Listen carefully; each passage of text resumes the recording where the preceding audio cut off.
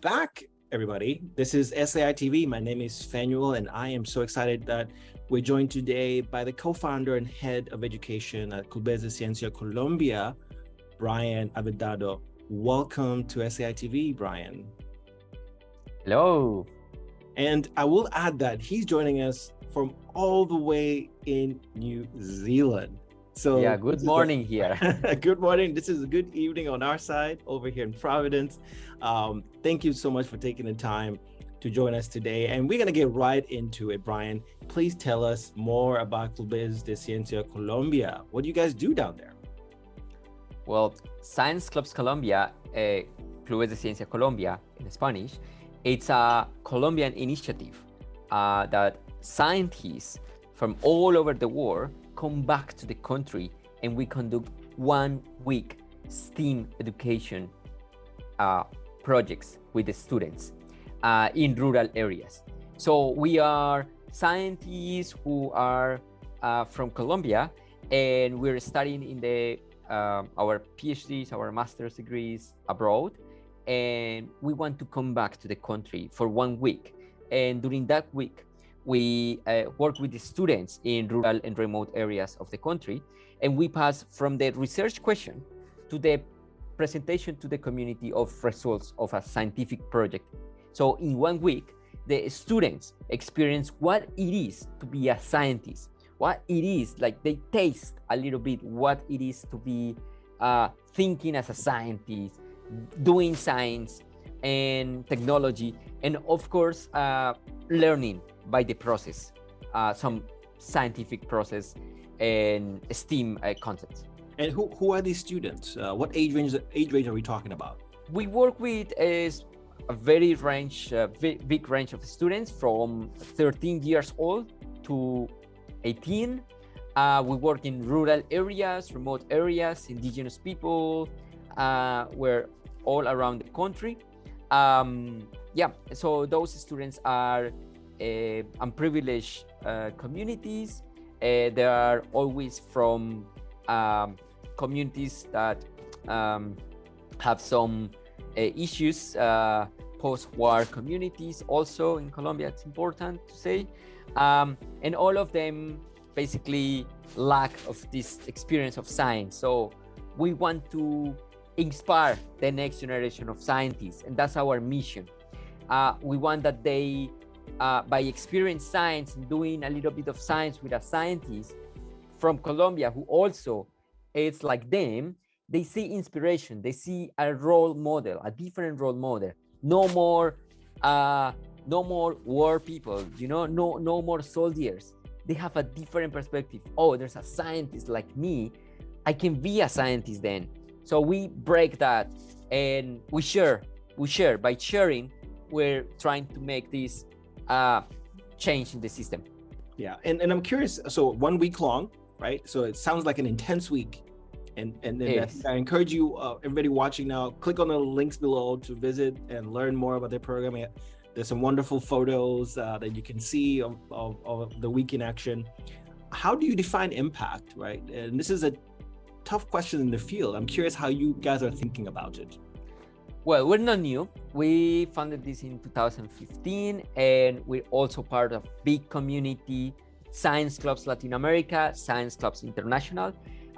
We're in 8 different countries, and the chapter of Colombia, we were founded 8 years ago. So almost for a decade, we have been working on this. We basically reach funders and investors to ask for that week of funding, which not just imply the week. We work for the whole year to have that week. And basically, we're basically bringing the scientists, and we have a company that help us with the logistics. Mm-hmm. And basically, what we have been doing for these 8 years so far, it's surviving.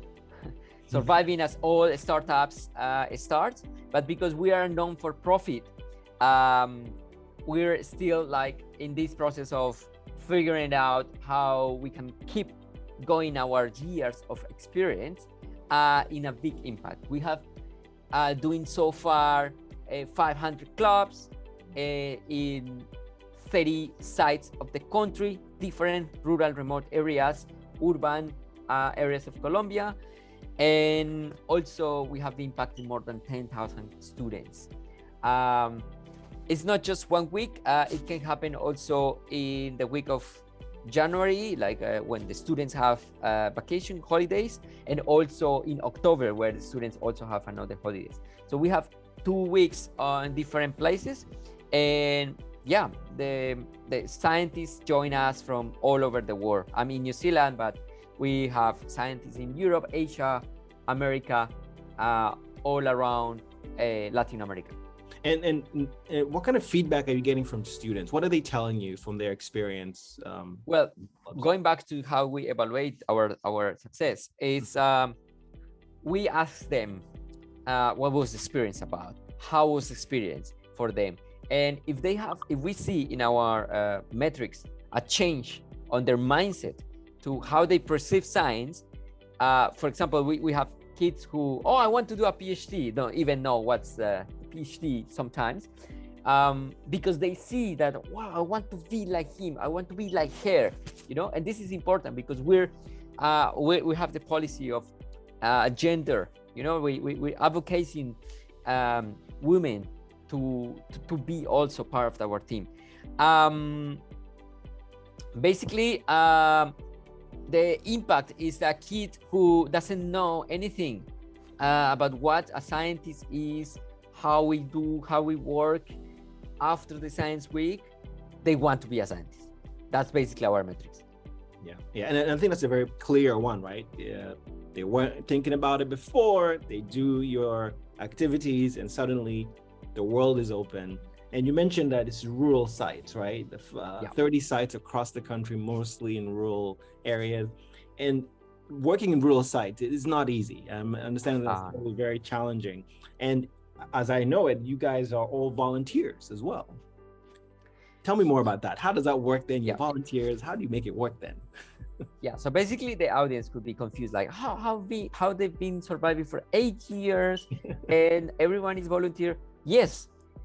We spend our all time, free time, organizing the clubs, contacting the scientific diaspora of the country, connecting, doing our courses, also training the students, and the instructors. We call them instructors, the scientists are instructors. And all over the year, we are very busy. Volunteers, and we have a couple of people who are in the admin part, who we want to pay them. So we fundraise for them to be full-time in the admin and the backup of the execution of the process. And yeah, we all are scientists, volunteers. So if you want to join us, be a scientist, come to join us and help with. We need hands over the year. So come and join us. And if they're funders, of course, definitely reach out. Yeah, we also want some board members. We also want some mentor for the board members. We also, if you're an investor for many years and you have so much experience in fundraising, please contact us because we want some insights from the experience. If you are simply a guy who likes science or want to see a change with science, but is not a scientist, come and join us. There's a job always for you to do. And yeah, investors are always welcome because in this moment we want to achieve more and be more productive with our science clubs. I think this model is very powerful. You're running an all volunteer group. Funding is minimal, but you're making it work the best you can. What advice do you have for other founders who are in other areas around the world who are trying to develop initiatives in low resource settings?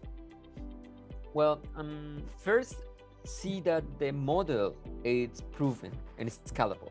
If you have a proven, scalable, and replicable model, then you can think twice in investing.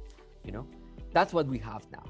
So first, think that your project or your product can be replicated and how it can be replicated, and if it's sustainable, not just in the time, but sustainable in the passion. That's what I'm saying. Like, if it's something that it's just a 1 year, 2 years project, probably the passion is not enough. But if you have something that is long-term vision, that has a long-term vision, we are inspiring the next generation of scientists in our country, in Latin America. That's a long-term vision. I can be old, but the mission is still happening, you know? So very important is a vision statement that is long, that has a long way to go. And the second thing is that the passion is still there. So then every single volunteer who is joined, it's because of the passion and it's because of the mission. It has the mission there. So what I finally need to say, it's the vision defines the mission defines the purpose, and the purpose defines the needs. Yeah, that's beautiful, actually. And as we come to the close of our session, so you are a scientist in training, of course, right? You're in New Zealand right now, University of Canterbury, doing your PhD. And in fact, the Science Clubs Colombia, there was a recent paper of which you were the first author, if I'm not mistaken. And we're gonna definitely need to have you back to tell us more about that paper. But tell us more about you. What moves you in this space? What motivates you to do this type of work? You're a founder, you're a co-founder, you're a researcher. Tell us about your passion. Great, thank you so much for that question. And I want to start with the paper because the paper was kind of the collapse, let's say, of 8 years of working, volunteering here, and realizing, well, we have been doing awesome things and the world needs to know about us. And the best way was, well, our audience is scientists and also investors in science. So let's do it in their way. So we create this paper in Frontiers in Education that basically tell us how we connected scientific diaspora for 8 years to do this impact and how we engage the scientific community into scientific education. That's the paper about. So I invite you all to read it. It's free online. Just type up Science Clubs Colombia, engaging with scientific diaspora. And how I end up doing this idea? Well, I'm a scientist by training, a biologist and ecologist. I study in the US also. And after that, I wanted to explore Europe and Asia. And then I end up doing my PhD in New Zealand. My PhD is in engineering. And my focus on engineering is how we can engage engineering communities with policymakers all together. And it's still the same process, community engagement. So my PhD, it's about community engagement, working with communities, trying to bring scientists and policymakers together to make better decisions. Yeah, and thank you for that. And we, as I said, we clearly need to have you back. That is for sure. Fact. Bryann, this was wonderful. I really thank you for taking the time to talk with me and talk with everybody here and sharing your insights and the work that you're doing, which is really important in Colombia, and also now as you're doing your work in the University of Canterbury in New Zealand. For everybody, this was SCI TV.